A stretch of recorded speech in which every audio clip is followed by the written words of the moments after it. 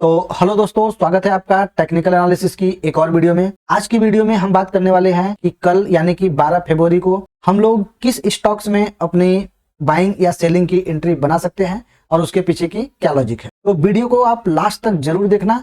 इस वीडियो में हम लोग इन डिटेल डिस्कस करने वाले हैं कि हम लोगों की एंट्री, टारगेट और स्टॉप लॉस क्या होने वाला है और उसके पीछे की क्या लॉजिक रहने वाली है। अगर आप एक ऑप्शन ट्रेडर है तो हम लोग निफ्टी की भी एनालिसिस करेंगे और देखेंगे कि निफ्टी के लिए वो कौन सा इंपॉर्टेंट लेवल है जहां से हम लोगों को एक बाइंग या सेलिंग होते हुए दिख सकती है। तो चलो चलते हैं चार्ट्स पे और हम लोग ट्रेड के पीछे की लॉजिक को समझते हैं। दोस्तों, जो हमारा पहला स्टॉक था ये है वर्लपूल ऑफ इंडिया लिमिटेड। अगर आपने हमारी कल की वीडियो देखी होगी तो हमने कल आपको इस स्टॉक्स में एक एनालिसिस बताया था कि आप वर्लपूल ऑफ इंडिया को 1055 के नीचे क्या कर सकते हैं, सेल कर सकते हैं। और आप देखेंगे कि यहाँ पे प्राइस क्या हुआ है कि एक गैप अप ओपनिंग हुई। गैप अप ओपनिंग होने के बाद दोस्तों ये जो 15 मिनट की कैंडल थी, सीधा क्या हुआ कि 1055 के ये नीचे एक नया लो बनाया, उसके बाद क्लोजिंग उसके ऊपर दिया। लेकिन सेकंड कैंडल्स क्या हुआ कि इसने 1055 के नीचे जैसे ही निकला, आप क्या कर सकते थे, यहाँ पे सेल कर सकते थे दोस्तों। और आपको हमने टारगेट बताया था क्लियर कट कि ये 1030 का हो जाएगा। और आप देखेंगे कि आप एक अच्छा टारगेट इसमें बुक किए होंगे अगर आपने कल की वीडियो देखे होंगे और उसके बेस पे आपने कुछ अपनी स्ट्रेटजी के हिसाब से या फिर हम लोग ने जो प्री एनालिसिस किए थे, मार्केट ने उसको अच्छी तरह से मूव दिया है। तो अभी हमारे लिए कल के लिए इस स्टॉक्स में किस तरह से ट्रेड प्लान कर सकते हैं। अब हमारे लिए जो रेजिस्टेंस का काम करने वाला है दोस्तों, ये है 1055 हमारे लिए अभी एक रेजिस्टेंस का काम करेगा। नीचे साइड में अभी जो सपोर्ट का काम करेगा दोस्तों, ये हो जाएगा हमारा 1030। ये हमारा अभी एक सपोर्ट हो जाएगा। प्राइस अगर कल के दिन इसी रेंज के बीच में रहेगी, हम लोग क्या करेंगे, जस्ट वेट करेंगे। इस रेंज के बीच में हम लोग कोई भी ट्रेड प्लान नहीं करेंगे। सिंपल है। अगर आप एक इंटरमीडिएट हैं तो क्या कर सकते हैं कि अगर मान लीजिए कि प्राइस सिमिलर प्राइस में खुलता है, उसके बाद दोस्तों अगर ये कुछ टाइम तक इसी रेंज में रहता है, मतलब 10 से 15 मिनट 20 मिनट अगर इसी रेंज में रहता है, उसके बाद अगर ये 1040 के ऊपर निकलता है, आप क्या कर सकते हैं, एक स्कैल्प ट्रेड प्लान कर सकते हैं।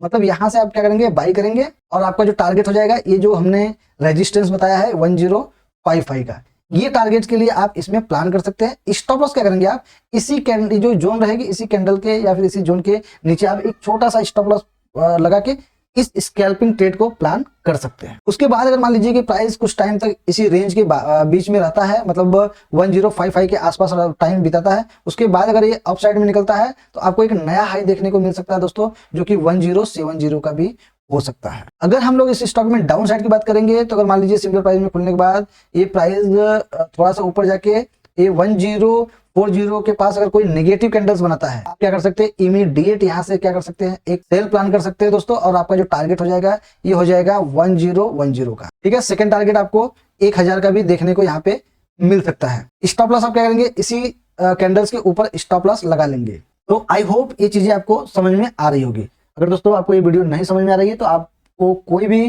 कंफ्यूजन है तो आप मुझे कमेंट कर सकते हैं। तो चलो चलते हैं हम लोग सेकंड स्टॉक की तरफ। दोस्तों, जो हमारा सेकंड स्टॉक है ये है दीपक फर्टिलाइजर्स। इस स्टॉक की एनालिसिस हमने कल ऑलरेडी आपको प्रोवाइड किया था कि आप इसको 11 तारीख को किस तरह से ट्रेड प्लान कर सकते थे। तो अभी इसका आप रिजल्ट देख लो। प्राइस क्या हुआ है कि जैसे ही सिमिलर प्राइस में खुलने के बाद क्या हुआ कि ये इसको एक रेजिस्टेंस, आपको मैंने बताया था कि 1150 इसके लिए क्या है, एक रेजिस्टेंस है। नीचे साइड में हमने सपोर्ट्स आपको बताया था 1115 एक सपोर्ट्स है।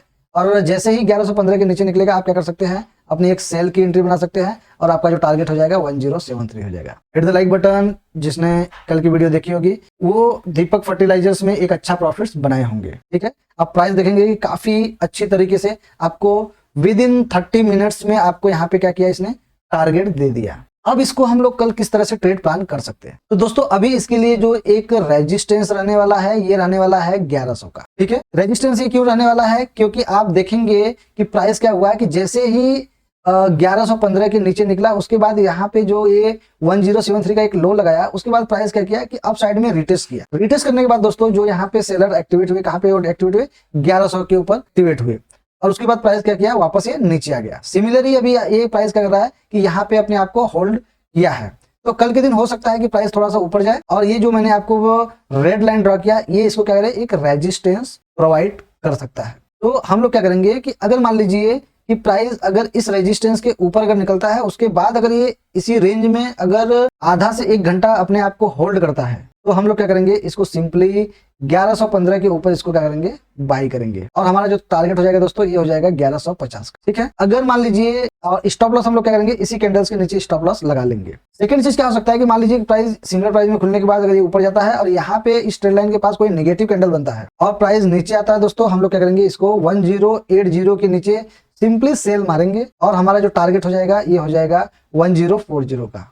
स्टॉप लॉस आप क्या करेंगे, इसी रेंज के ऊपर स्टॉप लॉस लगा लेंगे। अगर प्राइस 1080 और 1115 के बीच में अगर कैंडल्स बड़ी ऊपर नीचे हो रही है तो आप लोग को क्या करना है, अवॉइड करना है। जब तक मतलब प्राइस दिखता नहीं है अच्छी तरीके से तब तक आप लोगों को ट्रेड में घुसना नहीं है। दोस्तों अगर आप इंट्राडे करना चाहते हैं तो आपको बहुत फास्ट ट्रेड लेने का कोई जरूरत नहीं है। आप लोग कंप्यूटर चालू करो और सेटअप का वेट करो, क्योंकि जब आपका सेटअप के हिसाब से अगर आप ट्रेड प्लान कर रहे हैं तो उसकी जो विनिंग होती है दोस्तों वो अच्छी होती है। ठीक है, तो चलो अभी हम लोग थर्ड स्टॉक देख लेते हैं। दोस्तों तीसरा स्टॉक हमारा कल वाला ही है, सिग्नेचर ग्लोबल इंडिया लिमिटेड। इसमें भी मैंने आपको एक क्लियर बताया था कि प्राइस अगर 1292 के नीचे निकलता है तो आपको क्या है कि एक डाउन साइड का ट्रेड देखने को मिल सकता है, लेकिन जो कि टारगेट हो सकता था ये 1248 का हो सकता था, लेकिन प्राइस क्या हुआ कि यहाँ तक नहीं आया। लेकिन आपको स्मॉल प्रॉफिट्स, मतलब ये जो ट्रेंड लाइन ड्रॉ किया था इसी ट्रेंड लाइन में क्या हुआ, ये साइडवे हो गया। इसमें आपको अच्छा टारगेट, मतलब कुछ ना कुछ तो प्रॉफिट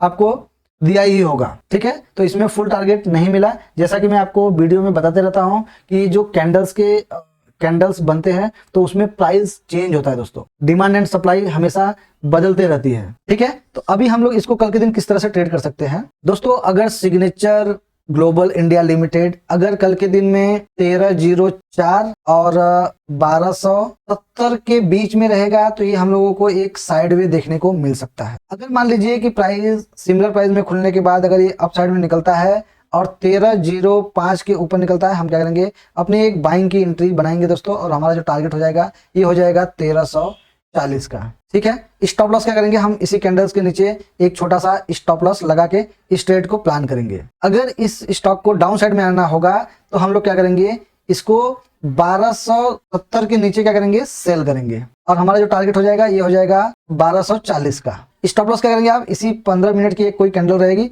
इसी कैंडल्स के ऊपर आप क्या करेंगे, एक छोटा सा स्टॉप लॉस लगा के इस ट्रेड को प्लान कर सकते हैं। ठीक है, तो चलो चलते हैं हम लोग निफ्टी को भी देख लेते हैं। दोस्तों अगर अभी आप निफ्टी को देखेंगे तो निफ्टी ने जो क्लोजिंग दिया है ये है 23,071 पे। अगर आपने कल की वीडियो देखी होगी तो उसमें मैंने आपको क्लियर बताया था कि अगर निफ्टी 23,310 के नीचे निकलता है आप क्या करेंगे, अपनी एक पी साइड में प्लान करेंगे और आपका जो टारगेट हो जाएगा ये हो जाएगा दोस्तों 23,210 का। लेकिन आपको देखेंगे कि यहाँ प्राइस काफी नीचे तक आया, लेकिन हम लोग जो प्लान किए थे उसके अकॉर्डिंग आपको यहाँ पे आराम से 100 पॉइंट्स का टारगेट मिला होगा। हिट द लाइक बटन, अगर आप ऑप्शन में ट्रेडिंग करते हैं तो आपको यहाँ पे एक अच्छा प्रॉफिट्स हुआ होगा। तो अभी हमारे लिए जो कल के लिए इसमें रेजिस्टेंस होगा दोस्तों ये हो जाएगा 23,300, और सपोर्ट्स की बात करेंगे हम लोग तो हमारा जो सपोर्ट्स हो जाएगा ये हो जाएगा 23,000 का। ठीक है, अगर कल के दिन प्राइस इसी रेंज के बीच में रहता है तो हम लोग क्या करेंगे कि थोड़ा इसको वॉच करेंगे, क्योंकि आप देखेंगे कि प्राइस काफी टाइम से ये स्लो एंड स्टडी क्या हुआ है कि ये डाउन साइड में ही आ रहा है। मैंने आपको एक अप साइड में एक ये जो ट्रेंड लाइन ड्रॉ किया है ये भी इसके लिए क्या करेगा, एक रेजिस्टेंस प्रोवाइड करेगा। तो हो सकता है कल के दिन अगर प्राइस सिमिलर प्राइस में खुलता है तो ये थोड़ा ऊपर जा सकता है और इसी रेंज में अपने आप को कुछ टाइम तक बिता सकता है। तो कल के दिन थोड़ा आप लोग निफ्टी को वॉच करके रखो बस। प्राइस अगर 23,300 और 23,000 के बीच में रहता है तो आप लोग क्या करो, इसको अवॉइड करो। डायरेक्शनली ट्रेड अगर हम लोग अपसाइड की बात करेंगे तो हमको 23,300 के ऊपर ही मिलने वाला है। अगर 23,300 के ऊपर निकलेगा तब आपको क्या होगा कि एक अच्छा अपसाइड में मूव मिलेगा दोस्तों, जो कि ये ट्रेंड लाइन मैंने ड्रॉ किया है। आपको क्या होगा 23,450 का एक टारगेट यहाँ पे देखने को मिलेगा। ठीक है, क्योंकि उसके बाद क्या होगा दोस्तों कि ये जो ट्रेंड लाइन ड्रॉ किया है इसकी ब्रेकआउट्स हो जाएगी, प्राइस यहाँ पे कुछ टाइम तक होल्ड करेगा। उसके बाद जो नए बायर्स होंगे उनको क्या होगा कि ये जो ट्रेंड लाइन है ये एक एसएल लगाने के लिए एरिया मिल जाएगा। तो यहाँ पे एक बाइंग हैपनिंग हो सकती है। जो ये सेकंड मैंने रेड लाइन ड्रॉ किया है ये टारगेट के लिए। अगर मान लीजिए कल के दिन प्राइस गैप अप या फिर गैप डाउन खुलता है तो हम लोग कोई प्राइस एक्शन का वेट करेंगे। अगर मान लीजिए सिमिलर प्राइस में खुलता है और ऊपर जाता है और उसके बाद इस ट्रेंड लाइन के पास अगर कोई नेगेटिव कैंडल बनता है दोस्तों, आप क्या कर सकते हैं, यहाँ से ही एक अपना पी साइड में प्लान कर सकते हैं डाउन साइड का, और आपका जो टारगेट हो जाएगा ये वापस हो जाएगा 22,900 का। तो आई होप आपको ये वीडियो पसंद आया होगा। अगर वीडियो पसंद आया दोस्तों तो प्लीज वीडियो को लाइक कर दीजिए, और अभी तक चैनल को सब्सक्राइब नहीं किया है तो चैनल को सब्सक्राइब कर लीजिए। मिलते हैं नेक्स्ट वीडियो में। बाय बाय दोस्तों।